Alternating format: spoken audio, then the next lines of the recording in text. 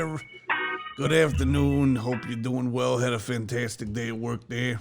And you're on your way home to visit your family and spend some quality time, have some dinner, what have you, and just kind of unwind from the hard work you did today, hopefully. And be thankful you got work. There's so many people that don't have it right now. And so get home and spend some quality time with the fam. And if you're got some extra, food or a couple extra bucks for gas or whatever, and you know some people, some of your familiars that are suffering from whatnot, not having work or health issues because of the COVID thing there,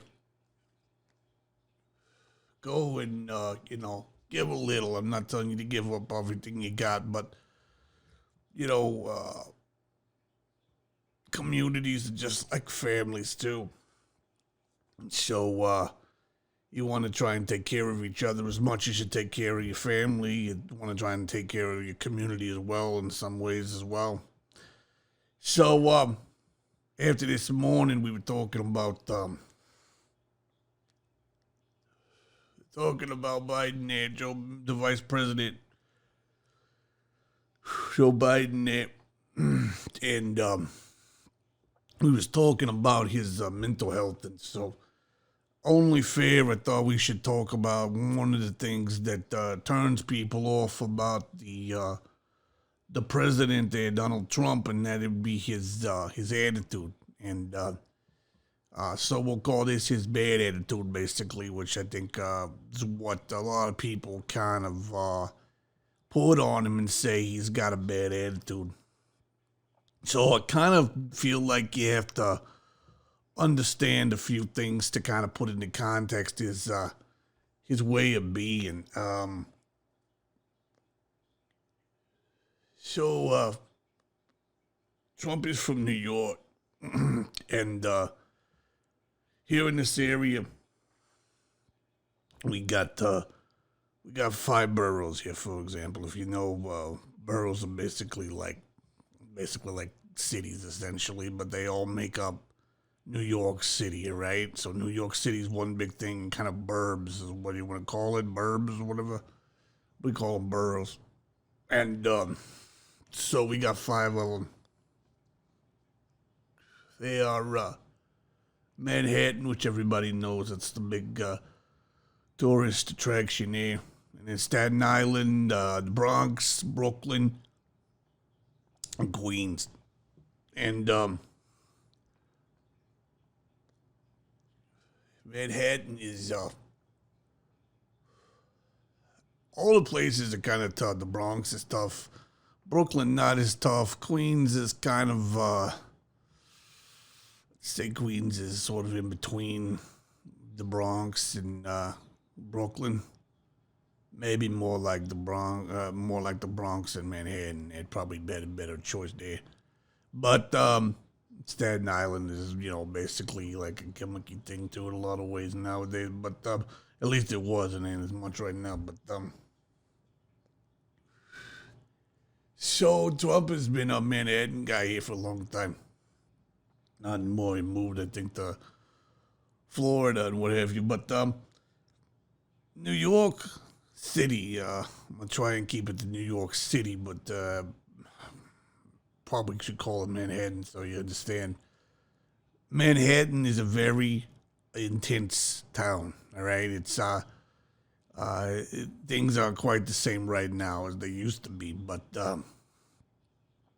in the common days, the pre-COVID-19 days, New York City, Manhattan was basically a hustle and bustle type of town, right? Like a city. We don't just this is a big touristy place, but this is big business here. This is an iron jungle, right? And so people like Trump, they're like the lions in the jungle, right?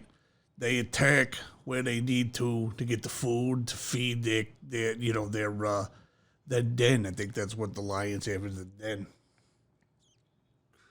I think that's what the Bible says, something about the den there. But basically, it's a jungle. And people like the Trump there, they are the lions who do what they have to do to feed their young and to rule the kingdom there. And there's not a lot of room there when you're in that kind of place to be soft. All right? So it's good to be nice and polite, but Manhattan is not the kind of area where you go and be like, have the same kind of like southern kind of, hospitality type of thing I hear with the cowboy hats and, the opening doors all the time and, I don't know what all of this, buying your girl a corsage or whatnot all the time and all that stuff like that. We buy flowers and stuff, but I'm just saying, it's not like the same kind of thing that you got where you're doing all the same kind of things I hear about with the Cowboys and such in the Texas, and then you got Florida there, which is kind of like a resort area for the retirees there. She's all the elderly folk, the senior citizens and whatnot.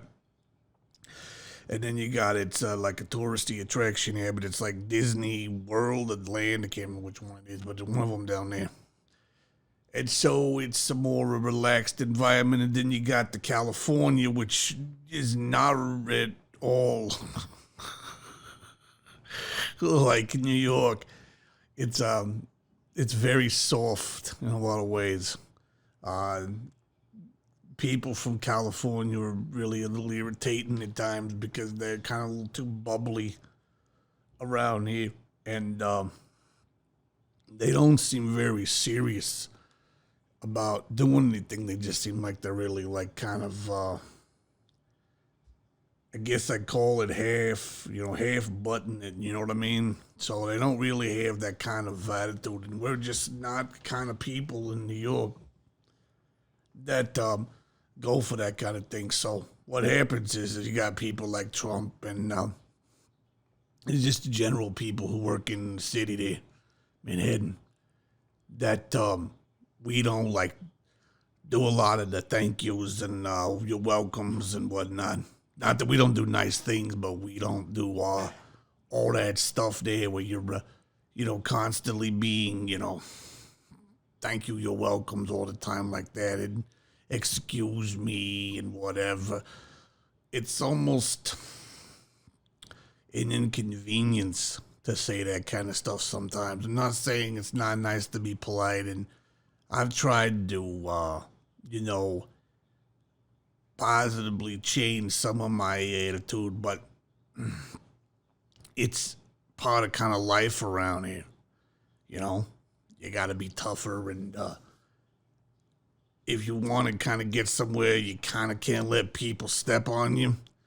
And a lot of people let people step on them. So New Yorkers tend to be a little tougher type of mentality, and we don't really take a lot of, what would be, I want to try and use good words. We don't take a lot of shinola. That's kind of the word I want to use there. So we're a little more aggressive in doing things because we came here for the city for a reason. Otherwise, we could live in, a small town. But the city is a different place. I don't think you can understand that unless you're kind of in the area. But you don't just relax. You kind of got to get your things done. And it's not something that's expensive here. So we don't have a lot of time to do all these courtesy type of things all the time for people, and we're trying to take care of our families. It's not that we're selfish. We got ours to take care of. You know what I mean? Like you gotta take care of your family. I gotta take care of mine, and it's still nice to help each other out, but I gotta take care of mine first there. And so that's kind of how we go about it.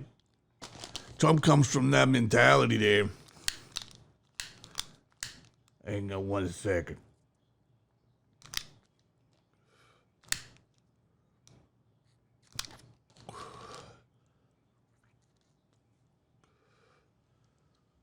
So his attitude is not to kind of just take stuff that happens at him, and he's not into this whole polite thing and trying to make friends with everybody. He's just kind of a go-at-it type of person.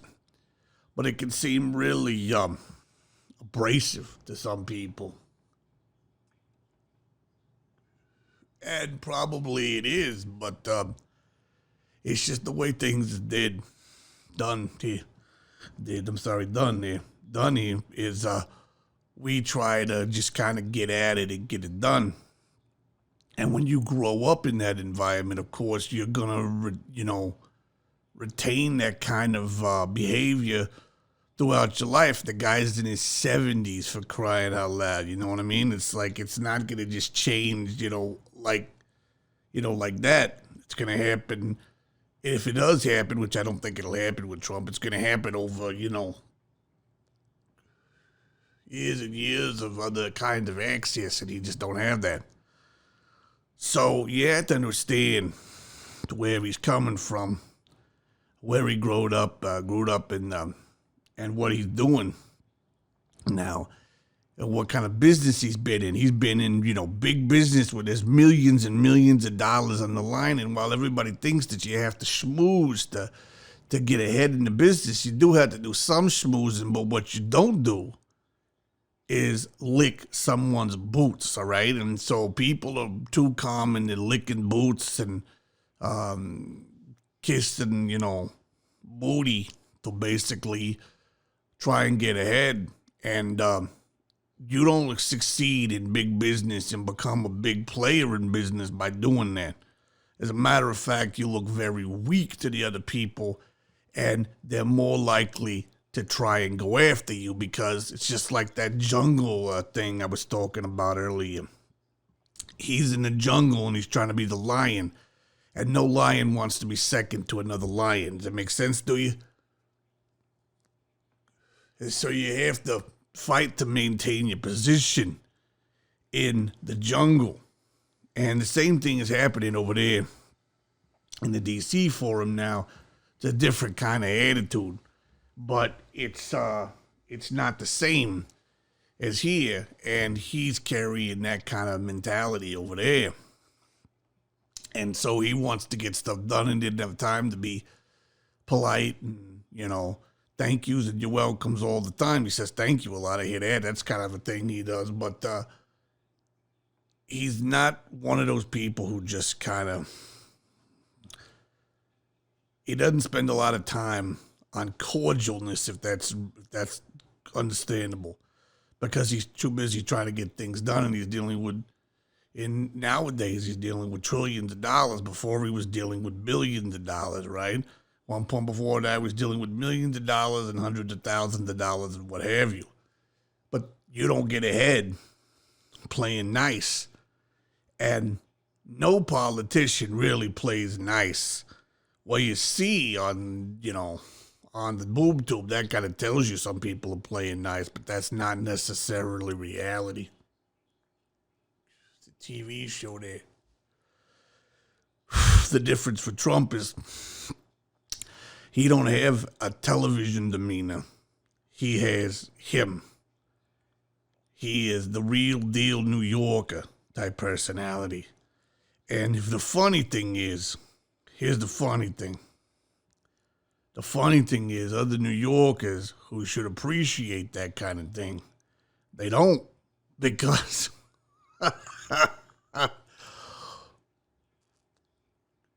as much as we move about or whatever, we still don't like it when people are, don't seem like they're playing nice or whatever sometimes. Now, there's a number of people who do like his personality. Forgive the, kind of abrasiveness of his behavior, but you have to understand that that's who he is all the time. He don't change that perspective. He's always that kind of a person. He's not, he says thank you very much, all that kind of stuff, if you ever see those interviews and what have you that he does, but it's not his main nature to say that. That's as close as I think as he gets to having a persona for the television there, because he didn't have time for thank yous all the time. That's not going to ever get him anything. Thank you's a very nice thing, but how many times? I'll give you an example. Let's say that I open the door for you every time I see you coming home from the store there to get your food, right? And I open the door for you as you're carrying your groceries or whatnot into your apartment or your lift or whatever there, off there. And I do that every day for like 5 months, right? And you never say thank you to me, right? You could think I think you're rude for not saying thank you to me, all right? But that's not how I think. I don't think that. I think, you by opening the door and not calling me a big giant, booty nose for opening your door means you appreciate it. It don't mean that you don't appreciate it. You just don't acknowledge it the same way as you might do it in other places, right? Also, if I would ask you one day after opening the door there for you, one day I ask you after 5 months, hey, you got $1 on you there. You might not give me $1. I mean, you may not have it. It means you don't feel like giving it to me for whatever reason. And you don't like to be owing nobody. So saying thank you to me might be to you like owing me something when you don't owe me nothing in your mind, right? And me asking you after 5 months might make you go, this guy here wants something from me. That's the only reason he's been opening my door. He wants to ask me for $1 today, ask me for 5 tomorrow, 20 next week. You know what I'm saying? And like, you might start thinking I have, another motive to it or something. I'm doing it because I want to hit on you if you're a girl or whatever. So it's a different attitude. And you don't want to owe people a lot of stuff. And a lot of people here, it's very opportunistic town. People are always looking for an opportunity. So a lot of people don't like to owe people stuff, and so they try to keep it just straightforward, right? Just straight on, this is it. So that's kind of how things play out there. I hope that helps you understand, but as far as like his attitude's concerned, that's the problem he faces with a lot of people. Because what works in New York doesn't work in a lot of other areas of the country. And I see him talking about he's rude and he's abrupt and he's, mistreats people. What's mistreating people if you don't understand what it's like to live in New York? If you don't understand what it's like to be here and the kind of stuff that we go through, then you don't understand and the kind of lifestyle we have here. Of course you're going to think it's rude and it's abrasive and it's not he don't have it. But you got to understand us as a whole in our world and how we've grown up over time here. Now, me saying that don't change the fact that you got 49 other states in the country and territories and what have you. And they may not like that attitude. But I will promise you something. As much as the people here, a certain, number of the people in the country don't like his attitude, those leaders in other countries, they got the same attitude.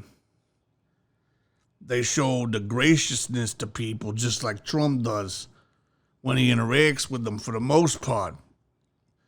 The difference is that when they say something bad about him, he says something bad about them because it's like, I'm not going to be one up by this other lion. You know what I'm saying? So he's like maintaining his guard. So the United States to him is like his jungle, right? Because he's the president. So it's his job to protect his jungle and maintain his ownership, so to speak, of that jungle. Now, of course, he don't own the United States, but he's the representative for it, right? He's like the number one representative, which means he's the lion for this jungle. And so he's trying to protect that jungle, and he ain't going to let anybody get up on him. If they insult him, he's going to insult them back. If they fight him, he's going to fight them back. And he's going to do what he can to make his jungle the best jungle in the world. And that's how he behaves. And if you don't understand that, then you got to understand, if you don't understand that, it's hard for you to understand how business works. And politics is business. It is business. It's not a fun business. It's very cutthroat, and if you don't look at all the people that get pushed out and bashed and eventually walk away from politics because it's a very cutthroat business. And you need a cutthroat in there to do that business. And you don't want one who owes anything to anybody, because then if he owes somebody, he or she, whoever it is, whoever the person is there, who's in the number one lion position, lioness, whatever you want to have you call it, you got problems. You don't want them to owe anything. You want them to be doing the best to make their jungle the best jungle, the jungle where everybody wants to come. Everybody wants to be in your jungle and wants to be in your pack. And so that's how he works. That's who he is. And I hope that gives you an idea of understanding about his attitude. Is it bad? It's probably not ideal. But, someone like me might think that when people are overly kind and sweet and whatever, that they're going to eventually want something from me. And they might use it to not completely fulfill their service or obligation to me, you know what I mean? So, like, if I'm at a restaurant and you keep coming over to me, and I'm like, I said, nah, I hope you can understand this now with all these shutdown and what have you, but depending on where you are in the country there, if I'm at a restaurant, right, and I am waiting for my table, and you come over and you say, okay, it'll be about 10 minutes, and then 10 minutes later you come over and you say, oh, I'm really sorry that the table's not ready yet, and I hope you'll be, just bear with me, and you're so nice to do it. I really appreciate your patience or whatever you. Well, I appreciate the gesture of you saying thank you for your patience, but I don't really care.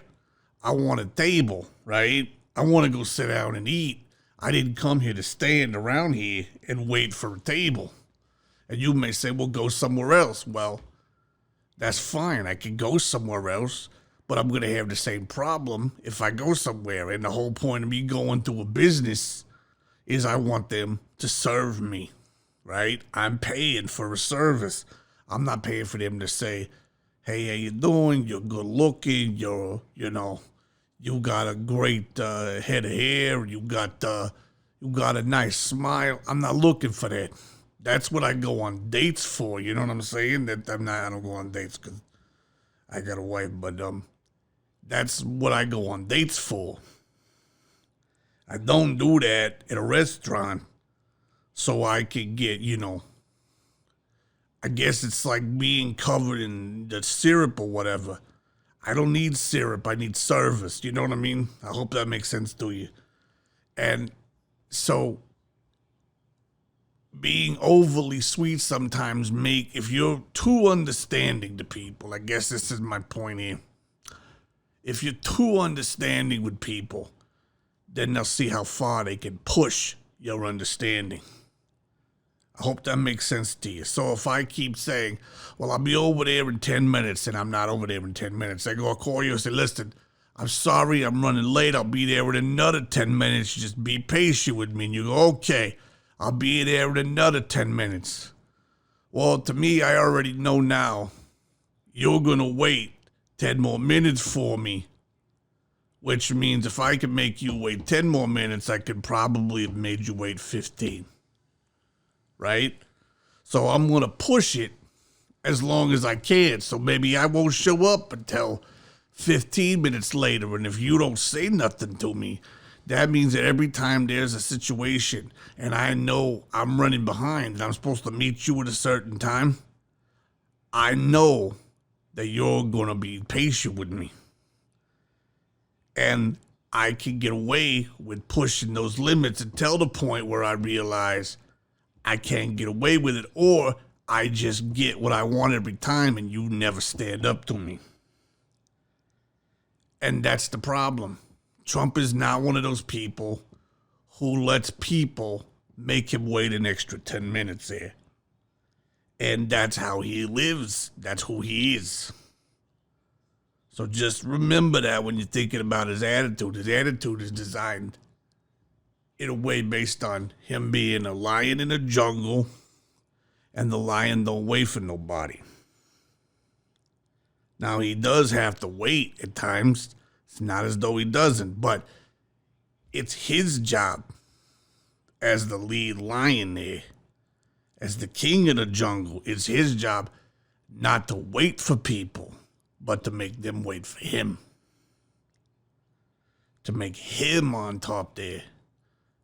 To make him the person that everybody's waiting to see and wanting to be around.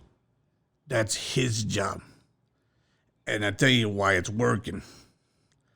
Even though the people in the news, most of them, there's some that are not the way, but there was a big number of people who look at him in the news and they go, okay, this guy is, he's so mean and he's so aggressive and he's so this and he's so that, right?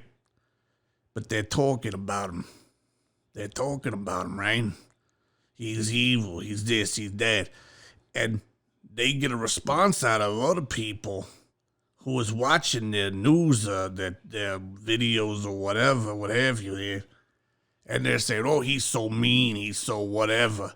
But you know what? You're still watching stuff about him. You're still talking about him.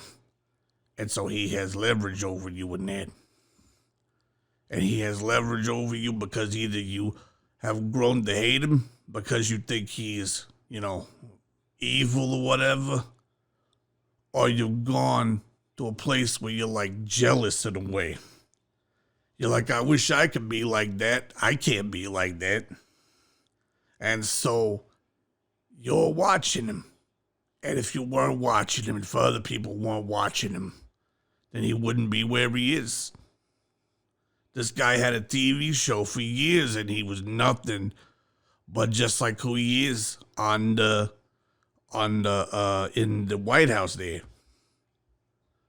He was on there for years and he was saying stuff that was no different than the White House. He was still striking back at people like he used to. The only difference now is he's getting all this attention and he's not on the same side as these people. But they wait for him. They watch him and they tell you how bad he is. And deep down, a lot of them are jealous. He gets away with a lot of the stuff he does. But it's because he's a lion. He's the king lion in the jungle. And even in the world, he's one of the top lions in the jungle. He's probably fighting it out with that guy there from China, the Chi guy. He's probably fighting it out for king of the jungle, the world jungle. And it is a take no prisoners type of fight there. You may give a little here and there, but the bottom line is you're looking for the top of the pile. And imagine how this guy Chi is when he has 1.5 billion people living in China that he is like the king lion for. And you got Trump over here with a fourth of that amount, but he's on the same level. He's as much of a fighter. And he's got stuff that gives him leverage. Just like the Chi guy does. He has stuff that gives him leverage. And then you got all these other, what happens is you have all these other smaller jungles that Trump is trying to establish dominance over so that he can put that in his leverage pile against the Chi guy, for example, or against the Russia guy, the Putin fella there, or the guy in, the guy he calls Rocket Man. What is his name? Kim, I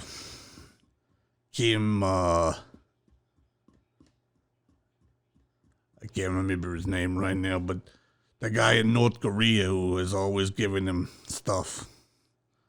He wants to be in Trump's screen because Trump gets attention. He gets that. If nobody cared about Trump, if he was that bad of an attitude and nobody wanted to do him, they wouldn't be talking about him. But they're talking about him. And they could say, well, no, if he wasn't president, nobody'd be talking about him. That's a bunch of bull. Because they was talking about him and asking him questions about his opinion about politics when he wasn't the president. And they say, well, no, he didn't. He was different because he was more of a Democrat then. No, I wasn't. I promise you, Trump didn't become a Democrat overnight. He played the game. He was building his way up in the jungle. And the way to build up was to know how to interact with the surroundings. But as he moved up in his power in the jungle, he could show his hand more. That's just the way it is. You may think, well, I like people who are open and honest. Well, I hate to break it to anybody who's got a delusion here that everybody's open and honest, but that just ain't the way it is. Everybody's got secrets. Everybody's got secrets. It doesn't mean that people are bad. It's just the way they is. And you got to accept it. And the sooner you accept that everybody's got an agenda for themselves, the difference is how people go at it, right? Some people are more passive aggressive. That's the thing where you don't, you basically make people feel bad. And so they do things to you because you've gotten to their emotions here and you made them feel bad. But that's a limited kind of attitude. Because passive aggressive will only get you so far. And it has gotten some people pretty far, but it won't make people completely respect you. And you could say, people could say, I don't respect Trump. That you do respect him. You don't want to admit you respect him, but you respect him. Because if you didn't respect him at all, you wouldn't watch the news when they're talking about him. You're in awe of how he gets away with the things that he gets away with for whatever reason. You don't know how he does it. It's because he's the king of the jungle. Now, it may not pass here in this country for a long term. I'm not going to predict that Trump is going to win the re-election here because I don't think people understand how jungles work. And they themselves would not do the same thing that Trump would do. Or other people like him, like Bill Gates or that guy who owns the Amazon thing there. Those guys are lions in their jungles or their business there. And it takes a lion to succeed, and lions aren't always nice. But they get it done. They're the fighter. They're the ones you want there when you need to get something done, whether they're nice or not to you or polite. Politeness is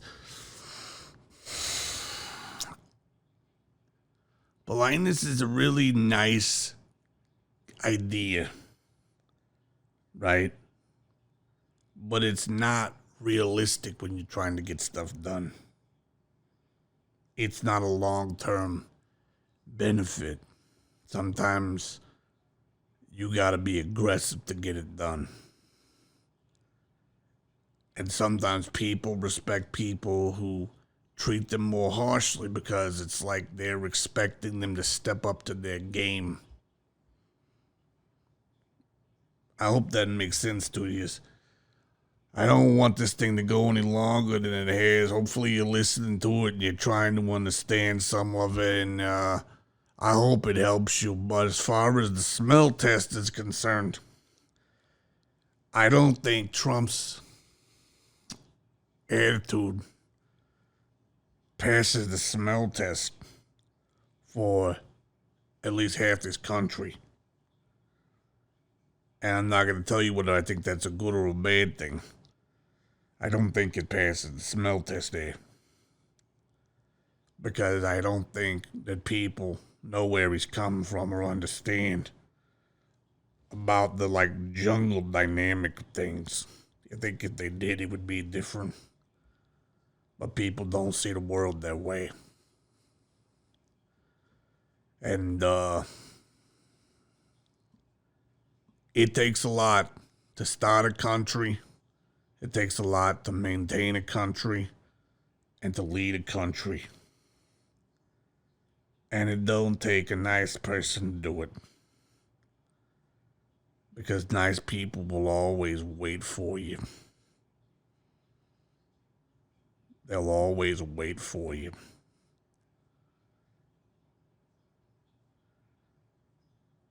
So I hope that helps you there. I hope you have a really good night. Spend some quality time with the family, and if you got the kids, hug it. If you got the dogs or cats there, pet them and throw a little ball or some yarn or what have you around there for them, and cuddle up there next to the wife, or if you're a guy with a guy, a girl with a girl, what have you. Do what you do. Have a good night there, and just be happy and smile. Be grateful for what you got, and I am grateful for you listening there. I appreciate it very much, and God bless you.